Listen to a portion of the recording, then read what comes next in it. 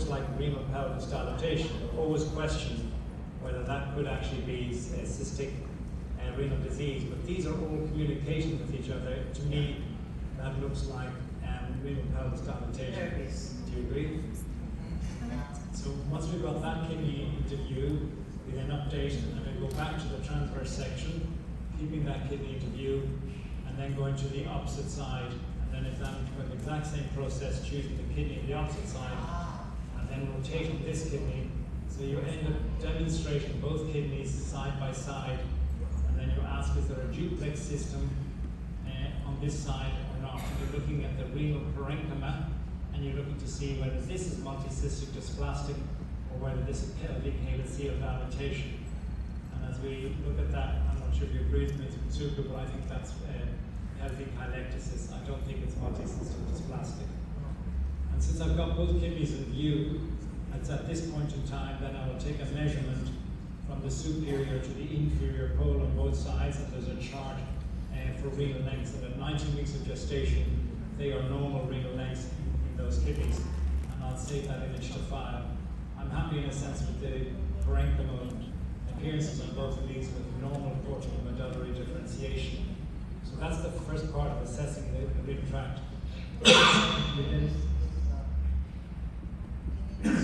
Yes, so the next step we need to do is to find out what are the ureters doing, and to do that probably the best approach is to come around and to look at the baby on a coronal view.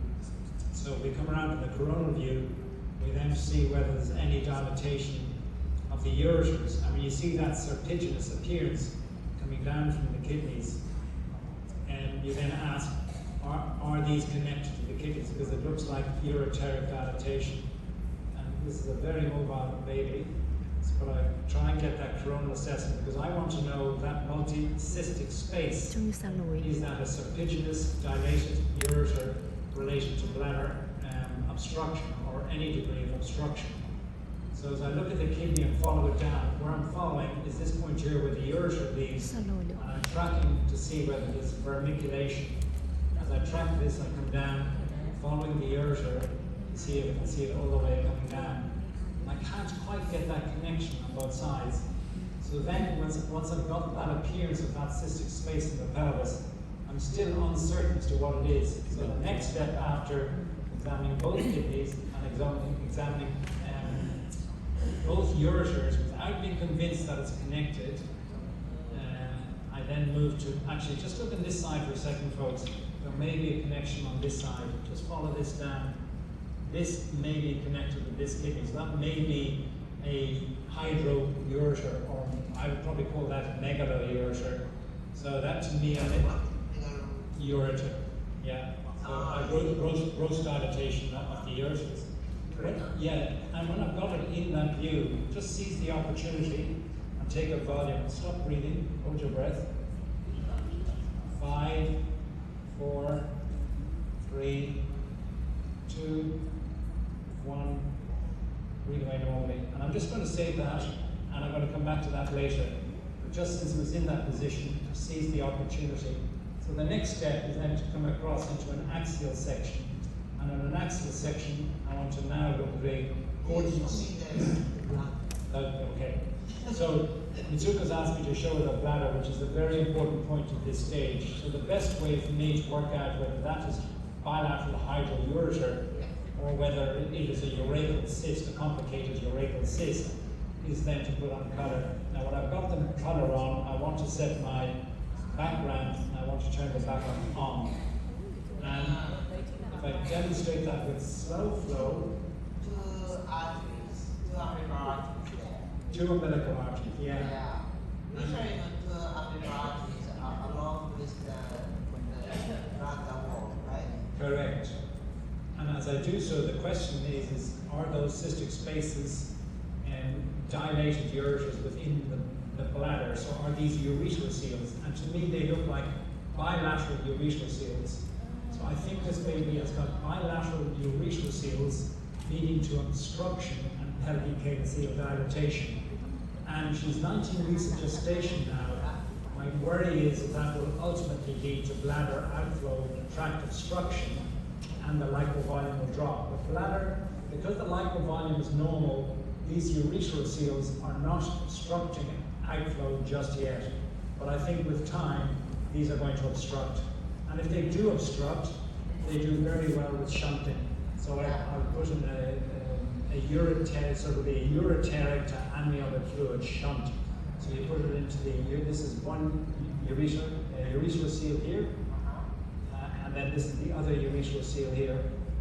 And when you shunt them, you can either choose to shunt the bladder, which is there, or you can choose to shunt the urethral seals. So that shows the importance in a sense of not jumping to a conclusion that these are the ureters outside the kidney. These are the ureters that are inside the bladder and therefore bilateral urethral seals. So a problem that comes up from time to time in imaging that you see that sort of picture.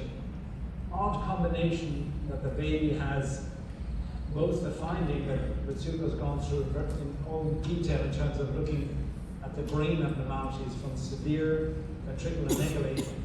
Ritsuko, doesn't matter whether there's rupture of the phallus. I mean, does that help you in your differential diagnosis of hydranencephaly or aqueduct stenosis? I think that sometimes they happens and then Face coming to now. All good point.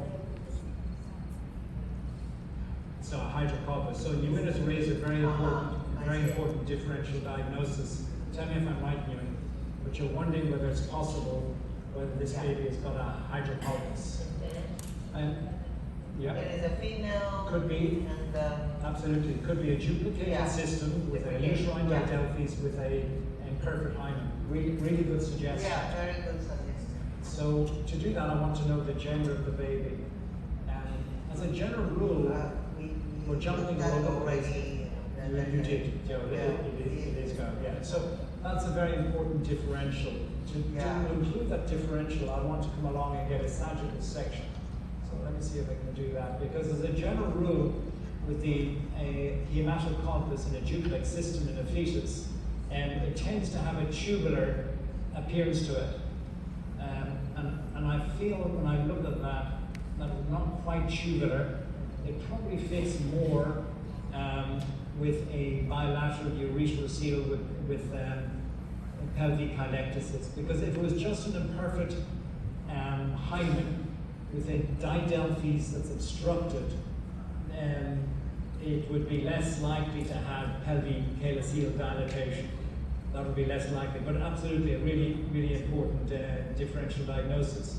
When you're looking for the genitalia, your landmark here is the two epigenic lines. That is the pubic symphysis. I freeze on it. That's your pubic symphysis. That's your reference mark here of where you're going to look above that point, and because you need to see whether there's an external genital tract abnormality, because it's quite common when you get these complex genital urinary tract anomalies that you will also have abnormality of the external genitalia. So I go to the pubic symphysis looking for those two echogenic lines just at that point, and I look directly above it to see there's an abnormality of the pubic symphysis. But in this baby, that looks normal.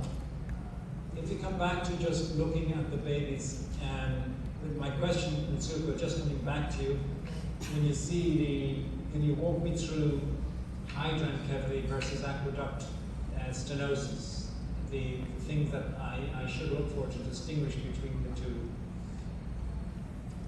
in terms of I think in the first, the focus. Yeah. The focus is normal, and usually the hydranencephaly, we have the focus is broken or damaged and rupture or something, and so the most of the parenchyma is not seen. Okay, that's the point, isn't it? So, and when Mitsuko scanned earlier on, she showed it on a parasite dissection, a very clear demonstration of the parenchyma, and that there was severe ventriculomegaly, but the parenchyma of the brain was present and normal. Whereas if severe ventriculomegaly from a vascular event leading to occlusion of the anterior middle cerebral arteries, you would not expect to see any tissue. Yeah. So that is almost, the water or a hemorrhage or something, and the plain tissue is like a paper line. Yeah. That is very, very thin. And, do you expect to see ventriculomegaly of this severity in babies with agenesis of the corpus callosum? I mean, you've demonstrated very nicely that the corpus callosum is present, and it's so easy to come up with the wrong diagnosis and say, I don't think the corpus callosum is present in this baby. But you've shown it very clearly. But is it possible to get, I'm just wondering whether it's ruptured there. You see, it's important to go through the steps that Katsuko showed earlier on of demonstrating that the corpus callosum is present in this baby.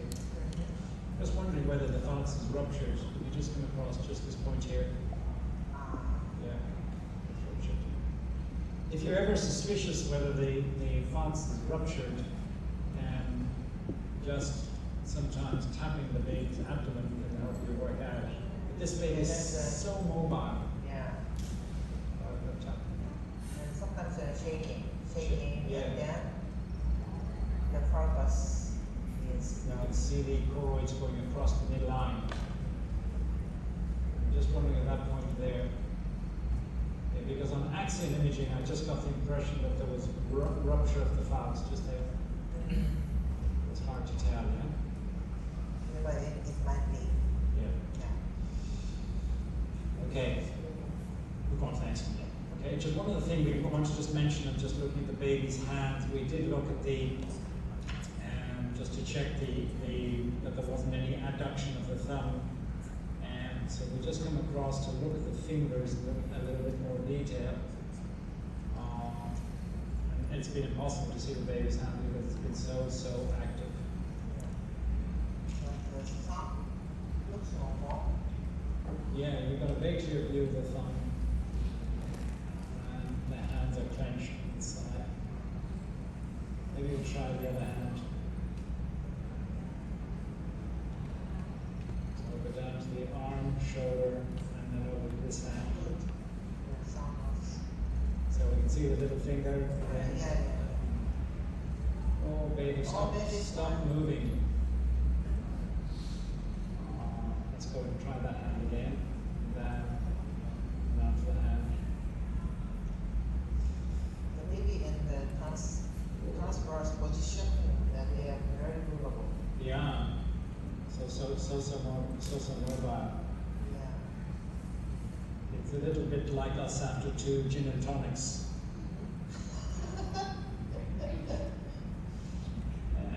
This baby will not stop moving. We move on. We move on to the next patient. But maybe if this patient can hang on just afterwards, I think we'll come back and look at the hands afterwards. Okay. All right. Next patient.